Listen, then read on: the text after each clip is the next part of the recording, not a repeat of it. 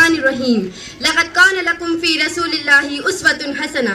سرمایہ حیات ہے سیرت رسول کی، فلاح کائنات ہے سیرت رسول کی. بنجر دلوں کو آپ نے سیراب کر دیا، ایک چشمہ صفات ہے سیرت رسول کی. جناب صدر، معزز اساتذہ کرام اور میرے عزیز ہم مکتب ساتھیوں، السلام علیکم.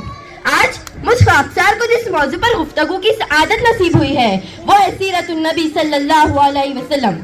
صدر علی وقار، یہ تو وہ موضوع ہے جس کے بیان کے لیے ساری دنیا کے درختوں کو قلم بنا دیا جائے، سمندروں کے پانی کو روشنائی بنا دیا جائے اور زمین سے آسمان تک کے خلا کو اوراق بنا دیا جائے.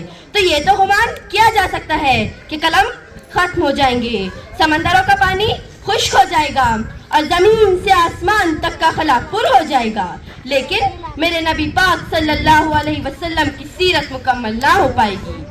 زندگیاں بیت گئی اور قلم ٹوٹ گئے، زندگیاں بیت گئی اور قلم ٹوٹ گئے، تیرے اوصاف کا ایک باب بھی پورا نہ ہوا.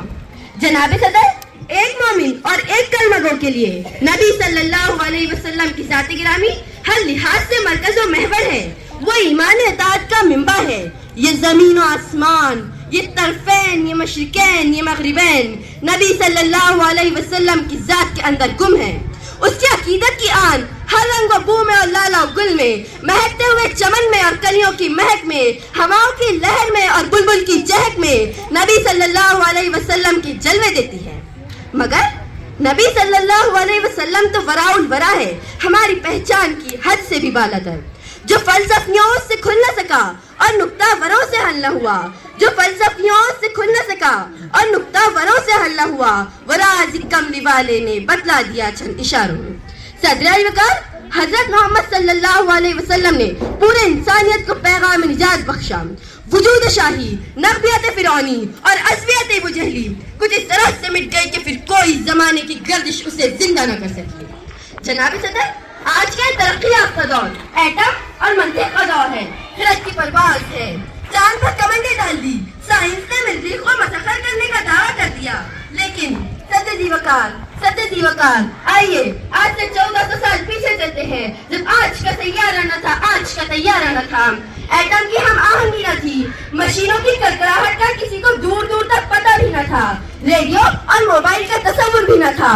اس وقت عبداللہ کا یتیم، آمنہ کا لخت جگر، مکہ کا عزم، آغوش حلیمہ کی زینت، جس کے گھر چولہا نہیں جلتا، پیٹ پر پتھر باندھتا ہے، لیکن اسی نے اپنے نالین مبارک سے عرش کو سرفراز فرمایا. نفرت کی اڑانیں مان پڑ گئی، جبریل کی پرواز تھم گئی، لیکن اسے تو عرش بھی قابل احترام سمجھتا ہے. حضور آئے تو سرے آفرینش پا گئی دنیا، اندھیروں سے نکل کر روشنی میں آ گئی دنیا. سوتے ذہنوں کا زنگ اترا، بجھے چہروں پہ نور آیا، سوتے ذہنوں کا زنگ اترا، بجھے چہروں پہ نور آیا. حضور آئے تو انسانوں کو جینے کا شعور آیا، حضور آئے تو انسانوں کو جینے کا شعور آیا. جناب صدر، 1400 سال گزر گئے، لیکن روشنی کا یہ مینارہ آج بھی سورج بن کر پورے آب و تاب سے چمک رہا ہے اور دنیا آپ کی نظیر پیش کرنے سے قاصر ہے.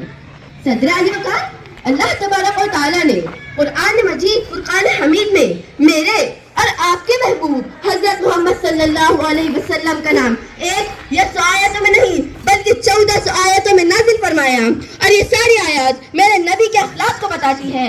قرآن سے پوچھتے جاؤ، یہ نبی کے اخلاق و عادات کو بتاتا جائے گا. قرآن سے میں نے پوچھا، اے قرآن یہ تو بتا میرے نبی کے ہاتھ مبارک کیسے تھے؟ تو قرآن نے کہا وَمَا رَمَيْتَ إِذْ رَمَيْتَ وَلَكِنَّ اللَّهَ رَمَى. قرآن سے میں نے پوچھا، اے قرآن یہ تو بتا میرے نبی کا اخلاق کیسا تھا؟ تو قرآن نے کہا وَإِنَّكَ لَعَلَىٰ خُلُقٍ عَظِيمٍ. صدر علی وقار، جس کی سیرت کی شان میں خود قرآن یعنی کلام اللہ گواہی دیتا ہو، اس کی سیرت کی شان مجھ سے کیسے بیان ہو سکتی ہے؟ بس اتنا ہی کہوں گی کہ حضرت محمد صلی اللہ علیہ وسلم کی زندگی ہمارے لیے مکمل ضابطۂ حیات ہے، اور ان کی تعریف و توصیف بیان کرنا ہمارے بس سے باہر ہے.